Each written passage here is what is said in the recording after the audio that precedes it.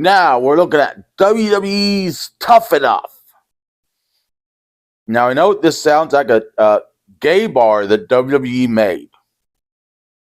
I can assure you it is not. So if WWE made a gay bar, I bet it would be popular. This was actually WWE's first reality show. It came about because WWE was working with MTV at the time, and MTV wanted them to produce a reality show. So they created Tough Enough. Why they called it Tough Enough instead of whatever, I don't know. Why they made it sound like a gay bar, I don't know. But they created Tough Enough. It was going to be there were going to be two winners, a man and a woman, they were going to win WWE contracts at the end of the season. The problem was, anybody around at the end of the season were also going to win WWE contracts. And people who got injured during the season were also going to win WWE contracts. And people who auditioned for the show were also going to win WWE contracts. Pretty much they're going to give contracts to everybody, so it didn't matter if you won. So therefore the show didn't really make sense. But anyways. So, I'm not kidding about that either. So anyways, they created this show, and there were trainers, and they had a bunch of audition tapes.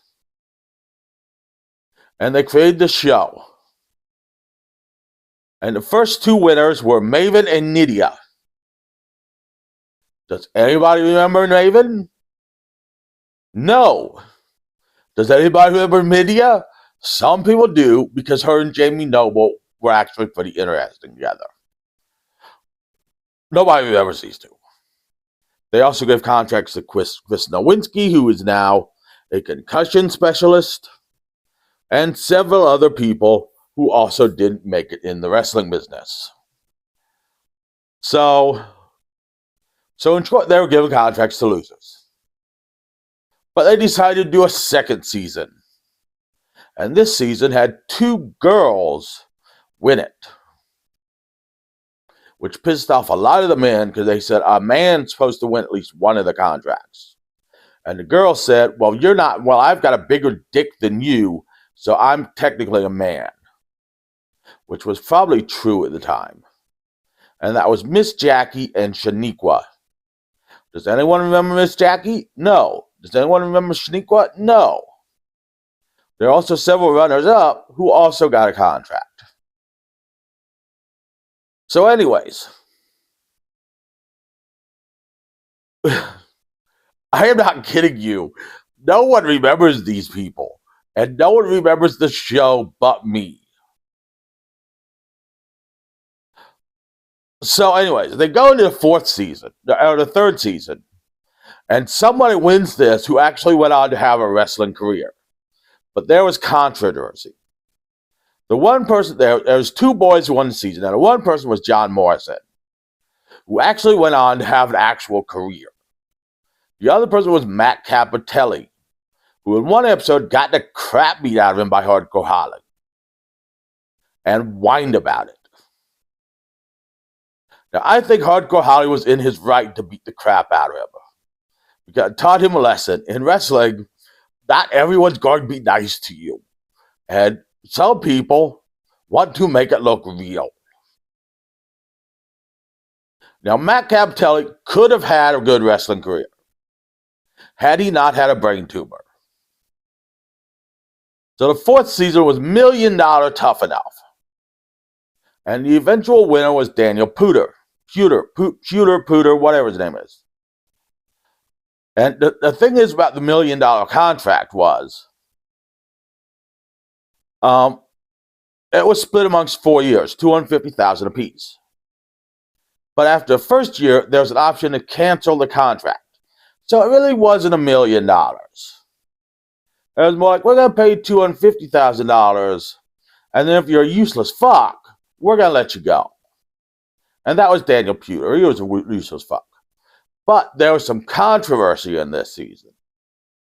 because Kurt Angle took the one person who won some sort of contest and wrestled him in the ring as Kurt Angle challenge, which was going on SmackDown at that time. So then he invited any tough enough contestant to come out and wrestle him. Well, out came Daniel Puder, who had a legitimate MMA background. And him and Angle were wrestling, and he put Angle in a Kimura lock. Or as Taz called it, a key lock, because Taz does not know the name of any move unless it's a suplex. Which explains why his whole moveset was suplexes. Because that's all he ever learned. So Kurt Angle can't really tap out to this, or else he's going to undo his whole career up to this point. And there's no reversal for a Kimura lock. And so this guy's going to break Angle's fucking arm. So Angle, being the smart wrestler he is, and one of the referees in the ring, big Jimmy Corderas, who had lots of experience, Angle went for kind of a horrible-looking pin. And Jimmy Corderas, being a smart referee, counted the pin very, very quickly.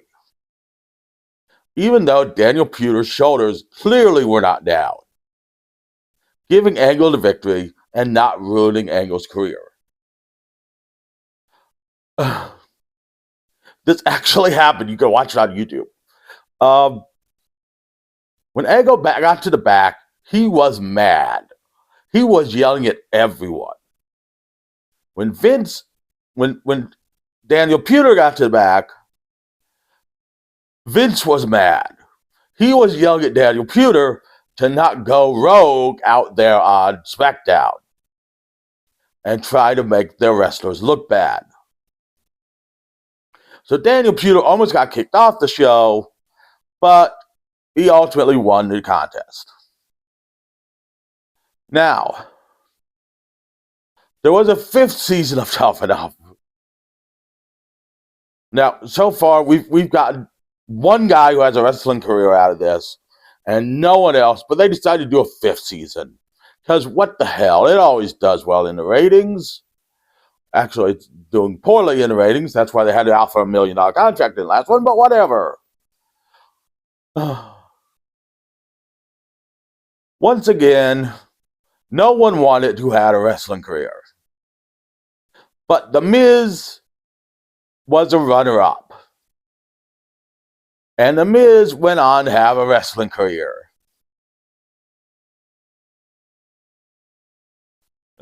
There were more seasons of Tough Enough. And people who went on to have a wrestling career were Matt Morgan, Melina Perez, Shad Gaspard, and there were several others. None of these people won Tough Enough. Melina Perez didn't even make it the final 25. Shad didn't make the final 13. Matt Morgan got injured on like the 3rd episode.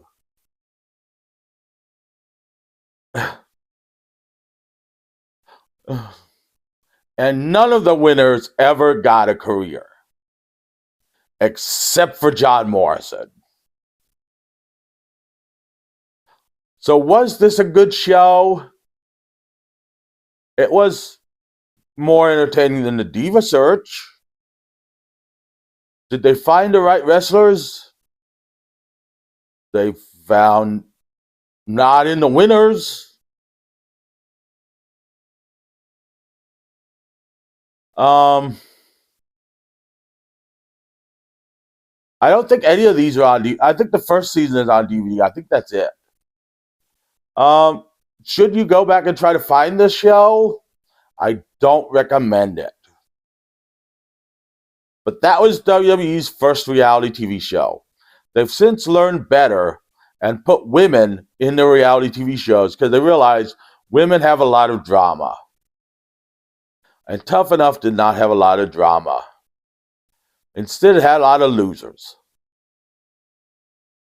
So join me later this week when we look at the movie I just reviewed when I made the video before this, which was